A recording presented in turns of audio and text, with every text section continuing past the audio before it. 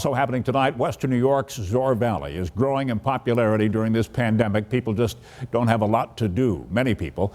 Well, authorities are reminding people it can be very dangerous if you're not careful when you go down there. The reminder today comes after a serious accident in the valley involving an ATV rider.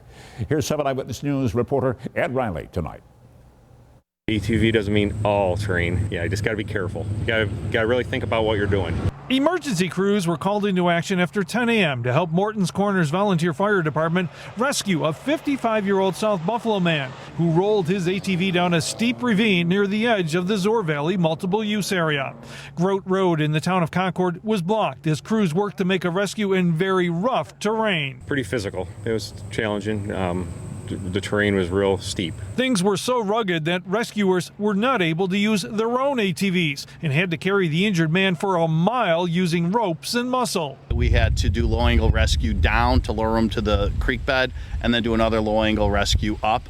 And the whole time there were individuals that were carrying the litter as it was being hauled down or lowered down and hauled up. The unidentified man was stabilized and flown by Mercy Flight to ECMC. His brother was walking nearby when the accident happened and was able to call for help. ATV use in Zoar Valley is prohibited. Erie County Sheriff deputies are now investigating to see why he was riding his ATV so close to the DEC area. On a Saturday, Sunday, 60 to 100 cars a day. The Gowanda Fire Department said it is seeing a big increase in the number of people visiting Zoar Valley during the pandemic. So much so that the town of Persia had to install no parking signs along a Zoar Valley access road because the cars were blocking emergency vehicles. It was very difficult for us to get back into the parking lot area. Many are coming from Buffalo and are unfamiliar with Zoar Valley's rough terrain. I've been in the parking lot a couple times where some individuals have gotten out of their vehicles and they'd look around and like, where are we going? We've never been here before. With the leaves soon changing and more people expected to visit,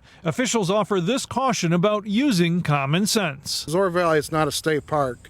It's a multi-use area. So, you're not going to see fencing and stuff like that. First responders warn, do not come to Zoar Valley wearing flip-flops and not having a plan because you could very well leave with injuries. In Gowanda, Ed Riley, 7 Eyewitness News.